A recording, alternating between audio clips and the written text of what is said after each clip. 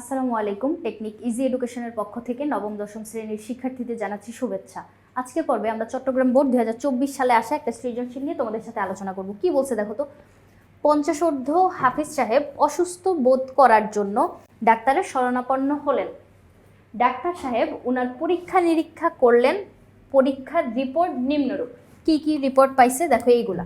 50ঊর্ধ্ব বলতে হচ্ছে 50+। বিপি দিয়ে বোঝায় হচ্ছে ব্লাড প্রেশার। বিতে ব্লাড, প্রিতে প্রেশার। এই যে ব্লাড প্রেশার আমরা জানি প্রথম যে মানটা এটা হচ্ছে আমাদের সিস্টোলিক মান, সিস্টোল, আর দ্বিতীয় যে মানটা এটা হচ্ছে ডায়াস্টোলিক মান। তাহলে সিস্টোল আর ডায়াস্টোল এই দুইটা কি জিনিস? সিস্টোল আর পরেরটা হচ্ছে আমাদের ডায়াস্টোল। সিস্টোল বলতে আমরা সংকোচন বুঝতেছি। সিস্টোল হচ্ছে হৃৎপিণ্ডের যে সংকোচন এবং ডায়াস্টোল হচ্ছে হৃৎপিণ্ডের প্রসারণ। এই যে সংকোচন এবং প্রসারণ এই চাপটা আমরা এইভাবে করে লিখি। প্রথমটা হচ্ছে সিস্টোলিক চাপ, যেখানে উনার আছে 160, আর পরের যে ডায়াস্টোলিক চাপ ওটা হচ্ছে 135। নর্মালি মানে ব্লাড প্রেশার যখন নর্মাল থাকে সেক্ষেত্রে আমরা কি জানি 180 আর 20, এই জায়গাটা হচ্ছে আমাদের নর্মাল চাপ। কিন্তু এখানে দেখো উনার 180 থেকে অনেকটুকু বেশি, আর এই জায়গায়ও তোমার 20 থেকে অনেক বেশি। তার মানে আমরা বুঝতে পারতেছি উনার হচ্ছে উচ্চ রক্তচাপ, কারণ নর্মালের তুলনায় অনেক বেশি আছে। এরপরে দেখো এইচডিএল আর এলডিএল, এগুলো হচ্ছে আমার কোলেস্টেরল। কোলেস্টেরল 3 ধরনের হয়, এই যে এইচডিএল, এলডিএল, আর একটা হচ্ছে তোমার ট্রাইগ্লিসারাইড। এটা ফুল ফর্ম যদি আমি বলি, হাই ডেনসিটি লিপোপ্রোটিন। এইচতে হাই, ডিতে ডেনসিটি, এলতে লিপোপ্রোটিন। যেটা হচ্ছে তোমার ওনার কত আছে 1.2 মিলিমোল পার লিটারের থেকে বেশি। আর এলডিএল হচ্ছে লো ডেনসিটি লিপোপ্রোটিন, যেটা ওনার আছে কত 3.8 মিলিমোল পার লিটার, এটা তুলনায় বেশি। তাহলে ওনার এই রিপোর্টটা আমরা দেখলাম, ঠিক আছে। এতটুকু বুঝতে পারার পরে চলো আমরা প্রশ্নে যাই। কি বলছে দেখো তো, কোষ রস কাকে বলে? কোষ রস হচ্ছে উদ্ভিদের দেহে, মানে উদ্ভিদের কনসেপ্ট, যেখানে উদ্ভিদ মাটির নিচ থেকে যখন পানি আর খনিজ লবণ শোষণ করতেছে, মেইনলি পানি শোষণ করে, পানির সাথে মিক্স হয়ে কিছুটা পরিমাণ খনিজ লবণও শোষিত হয়ে যায়। পানি আর খনিজ লবণকে একসাথে তোমার কোষ রস বলে। উদ্ভিদ মাটির নিচ থেকে শোষিত যেই পানি আর খনিজ লবণ, এই যে ধরো পানি আর ওর সাথে আসতেছে খনিজ লবণ, এই দুইটাকে একসাথে আমরা কোষ রস বলবো। এরপরে পজিটিভ গ্রুপের রক্ত নেগেটিভ গ্রুপের ব্যক্তিকে দেওয়া যাবে না। কেন দেওয়া যাবে না? কারণ হচ্ছে এই যে পজিটিভ নেগেটিভ RH প্লাস বা RH মাইনাস, আমরা রক্তের গ্রুপ মেইনলি কয়টা জানি? 4টা, A B O R AB। এই যে রক্তের গ্রুপ এটা আবার প্লাস মাইনাসে আছে, বি পজিটিভ আছে, বি নেগেটিভ আছে, তারপর হচ্ছে তোমার A পজিটিভ, A নেগেটিভ, এরকম পজিটিভ নেগেটিভও আছে। সেক্ষেত্রে আমরা পজিটিভের রক্ত নেগেটিভের দেহে দিতে পারবো না। কারণ হচ্ছে এইখানে দেখো, তোমার প্রথমে যদি তুমি রক্তটা দিয়ে দাও, মানে নেগেটিভ গ্রুপের ব্যক্তিকে যদি পজিটিভ রক্ত দান করো, সেক্ষেত্রে 2 সপ্তাহ পরে সেক্ষেত্রে এর বিরুদ্ধে একটা অ্যান্টিবডি তৈরি হবে। দেখো কীরকম হয়, তুমি ধরো রক্ত প্রথমে দিলা, এরপরে এই যে 2 সপ্তাহ পরে বা 2 সপ্তাহের মধ্যে ওই রোগীর রক্তের প্লাজমায় ওই যে আরএইচটা তুমি দিলা ওর একটা অ্যান্টিবডি তৈরি হবে। ওই রোগী যদি পরবর্তীতে কখনো ওই RH পজিটিভ মানে নেগেটিভ ব্যক্তিকে যদি তুমি পজিটিভ দাও, সেক্ষেত্রে ওর একটা অ্যান্টিবডি তৈরি হবে। পরবর্তীতে যদি তুমি কখনো আবার RH পজিটিভ গ্রুপের রক্ত গ্রহণ করতে যাও, তখন ওই যে RH অ্যান্টিবডিটার প্রভাবে যেই অ্যান্টিবডিটা এই যে তৈরি হইলো, ওই অ্যান্টিবডিটা কি করবে, তোমার লোহিত কণিকাগুলোকে নষ্ট করে দিতে থাকবে। তার মানে একটা বিরূপ প্রভাব তৈরি হবে। পজিটিভের দেহে যদি তুমি নেগেটিভ দাও বা নেগেটিভের দেহে যদি পজিটিভ রক্ত দাও, সেক্ষেত্রে এরকম একটা বিরূপ প্রভাব তৈরি হবে যে অ্যান্টিবডিগুলা ওই পজিটিভটাকে অ্যাকসেপ্ট করতে চাবে না, মানে নেগেটিভের রক্ত ওই পজিটিভটাকে অ্যাকসেপ্ট করতে চাইবে না এবং লোহিত রক্তকণিকাগুলোকে নষ্ট করে ফেলতে থাকবে। এখন লোহিত রক্তকণিকা যদি নষ্ট হয়ে যায়, সেক্ষেত্রে কি হবে, রক্ত শূন্যতা দেখা দিবে। এইটা কিন্তু তোমার মানে মৃত্যুর কারণও হইতে পারে। যার জন্য এই যে অসুবিধাটা তৈরি হবে তোমার রক্তের ভেতরে যে এই যে মিসম্যাচটা, এটার কারণে যে অসুবিধাটা তৈরি হবে, যার জন্য হচ্ছে আমরা এই RH একজনের প্লাস হইলে আরেকজনের মাইনাস হইলে ওদেরকে হচ্ছে এভাবে রক্তদান করতে পারি না। অবশ্যই গ্রুপটা মিলতে হবে।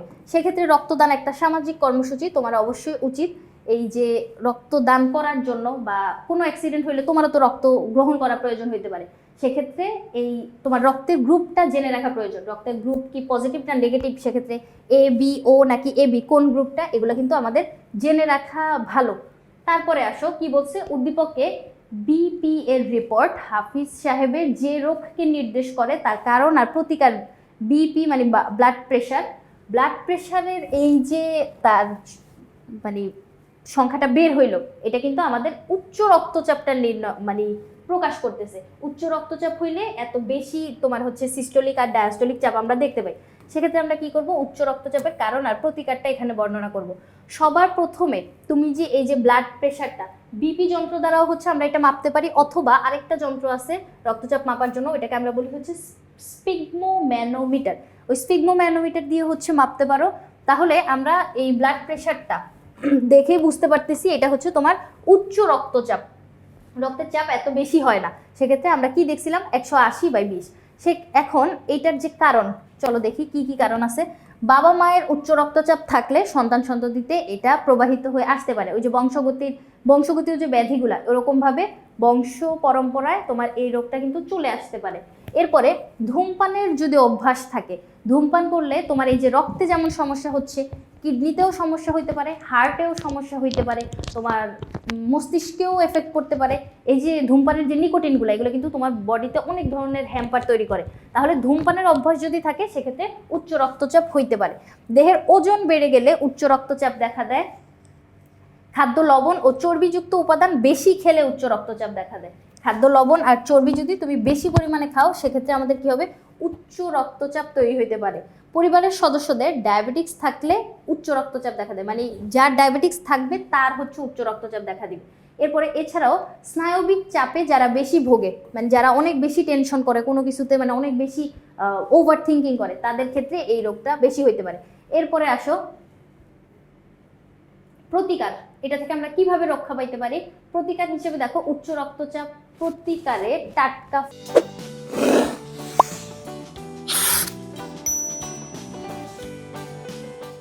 ফল আর শাকসবজি খেতে হবে। এই যে শাকসবজি বা পুষ্টিকর খাবারগুলা, খনিজ উপাদানগুলো, ভিটামিনগুলো গ্রহণ করার মাধ্যমে আমরা কিন্তু বিভিন্ন ধরনের রোগ থেকে নিজেদের দেহটাকে সুস্থ রাখতে পারতেছি। তাহলে কি করা লাগবে, শাকসবজি আর টাটকা ফলমূল খেতে হবে। দেহের ওজন বেড়ে গেলে যেহেতু উচ্চ রক্তচাপ হচ্ছিল, তাহলে অবশ্যই তোমাকে ওজন নিয়ন্ত্রণে রাখা লাগবে। কারণ জানলে প্রতিকার অটোমেটিকই জানা যায়।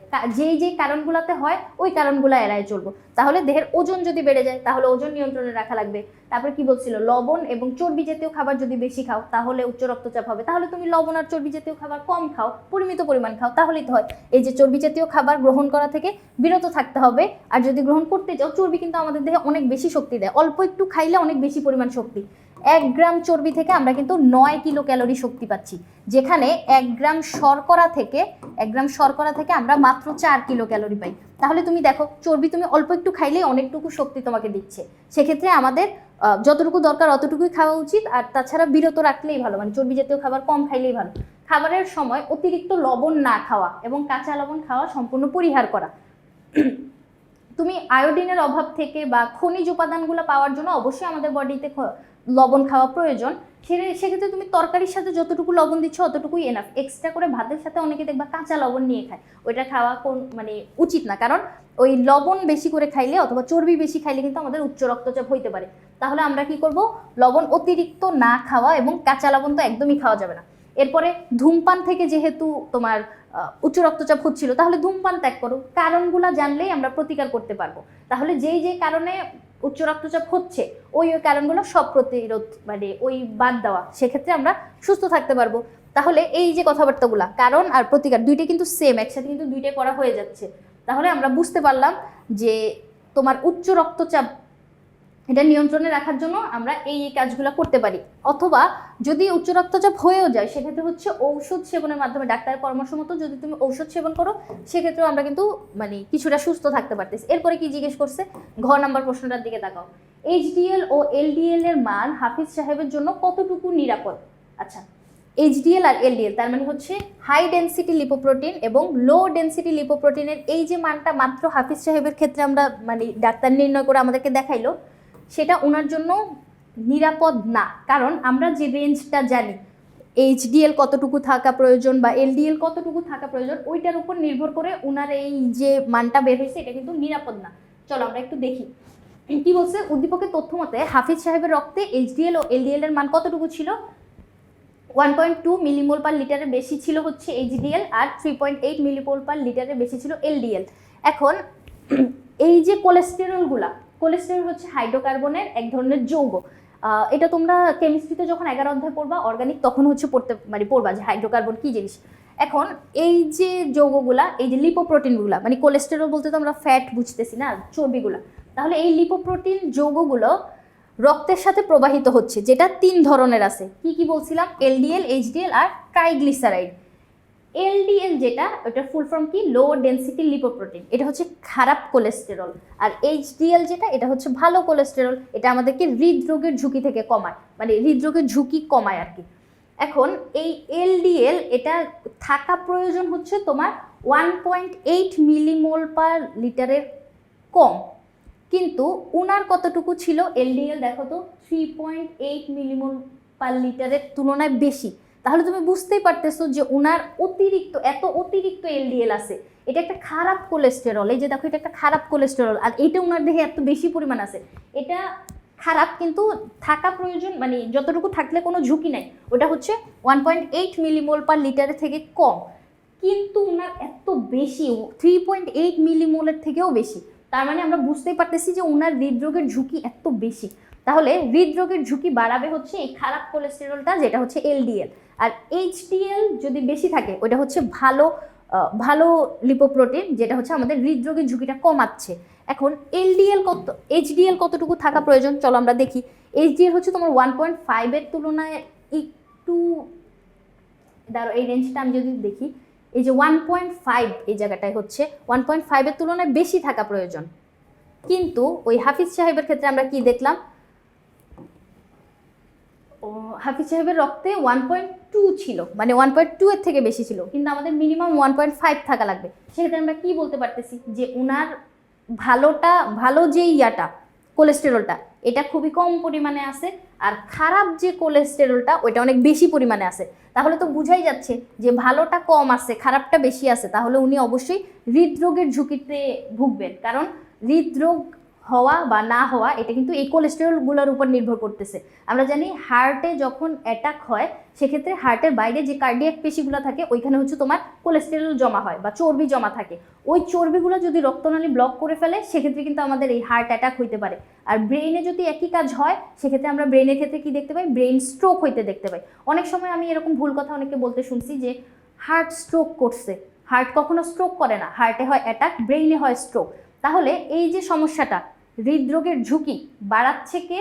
এই যে আমাদের কোলেস্টেরলটা, আবার হৃদরোগের ঝুঁকি কমাচ্ছেও আমাদের এই কোলেস্টেরল। তাহলে 2 ধরনের কোলেস্টেরল, যেটা ভালো সেটা বেশি পরিমাণে থাকা উচিত, কিন্তু উদ্দীপকের যে ব্যক্তিটা ওনার এটা কম আছে, আর যেইটা ঝুঁকি বাড়াচ্ছে খারাপ কোলেস্টেরলটা, ওইটা ওনার এত বেশি পরিমাণে আছে। তাহলে আমরা বলতে পারতেছি যে উনি মানে হৃদরোগের ঝুঁকিপূর্ণ অবস্থায় আছে।